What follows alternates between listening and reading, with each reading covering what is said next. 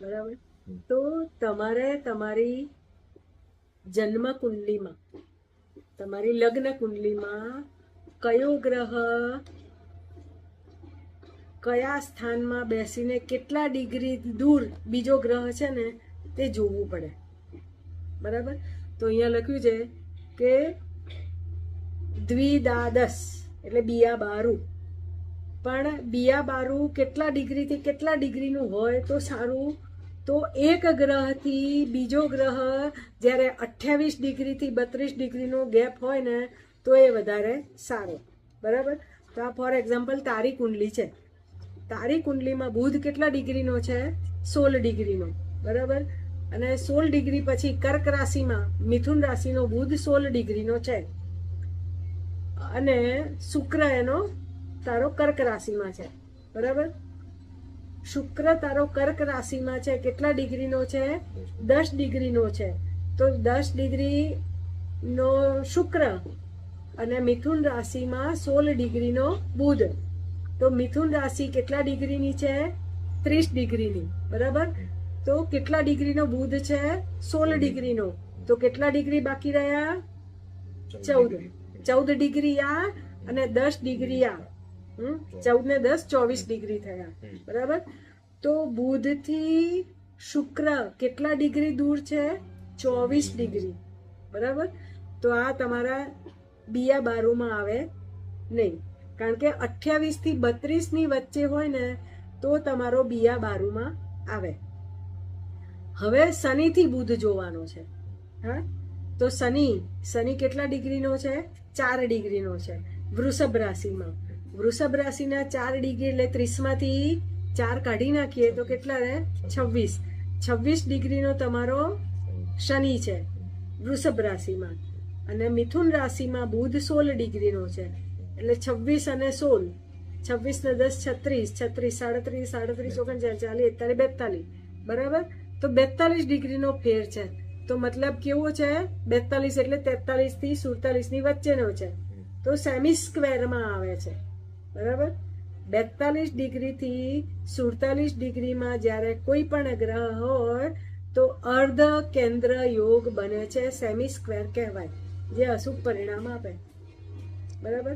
તો શનિ વૃષભ રાશિમાં 4 ડિગ્રીનો છે અને 16 ડિગ્રીનો મિથુનમાં બુધ પડ્યો છે, જે 42-43 ડિગ્રીનો ડિફરન્સ છે બંને ગ્રહોની વચ્ચે. તો સેમી સ્ક્વેરમાં આવે છે. તો જ્યારે તમારે બુધમાં શનિની અંતરદશા ચાલે કે શનિમાં બુધની અંતરદશા ચાલે ને તો આ સેમી સ્ક્વેરના જન્મની કુંડલીના ગ્રહો પડેલા હોવાથી બહુ સારું પરિણામ ના મળે, કારણ કે બાય બર્થ બેઝ કુંડલીમાં શું છે તો કે સેમી સ્ક્વેરના સંબંધો છે શનિના ને બુધના. બરાબર. તો એ સારું પરિણામ ના આપે. હવે ગુરુથી મંગળ કે બુધ ગણીએ. બરાબર. તો મંગળ કેટલા ડિગ્રીનો છે? 26 ડિગ્રીનો. અને ગુરુ વૃષભમાં કેટલા ડિગ્રીનો છે? 9 ડિગ્રીનો. વૃષભ રાશિનો 9 ડિગ્રીનો ગુરુ અને મિથુન રાશિમાં પડેલો 26 ડિગ્રીનો મંગળ. તો કેટલા ડિગ્રીનો ડિફરન્સ થયો? 6 માં 4 આમાં લઈએ એટલે 30 અને 5 21 ડિગ્રી. 21 અને 26 47 ડિગ્રી થયા ને. તો 47 ડિગ્રી ક્યાં આવે? 43 થી 47 ડિગ્રી એટલે સેમી સ્ક્વેરના સંબંધો થાય. બરાબર.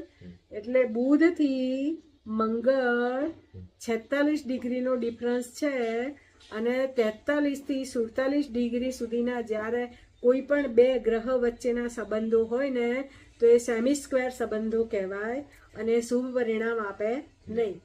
તો હવે નક્કી કરીએ, આપણે 2 એક્ઝામ્પલ લીધા તો કે આ 2 એક્ઝામ્પલ સેમી સ્ક્વેરના આવ્યા. હા, તો હવે આ સારું કે ખોટું એ પરિણામ ક્યારે આપે? જ્યારે ક્યારે શબ્દ આવે ને ત્યારે તમારે ગોચર અને મહાદશા એપ્લાય કરવી પડે. હવે એકવાર તો નક્કી થઈ ગયું કે સેમી સ્ક્વેરના સંબંધો છે મંગળ ને ગુરુના. બરાબર.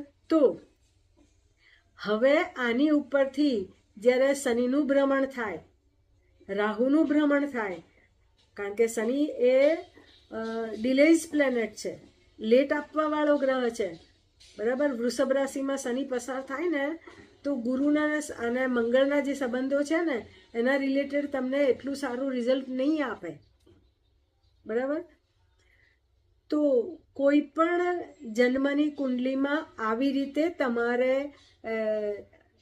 બિયાબારું, ત્રિએકાદશ, સેમી સ્ક્વેર, કેન્દ્રના યોગ, ટ્રાયનના યોગ, યુતિ, પ્રતિયુતિ અને ષડાષ્ટક, તમારી લગ્નની કુંડલીમાં કયા ગ્રહો કેવા કન્જમ્પશનમાં છે ને એ પહેલાં નક્કી કરવું પડે.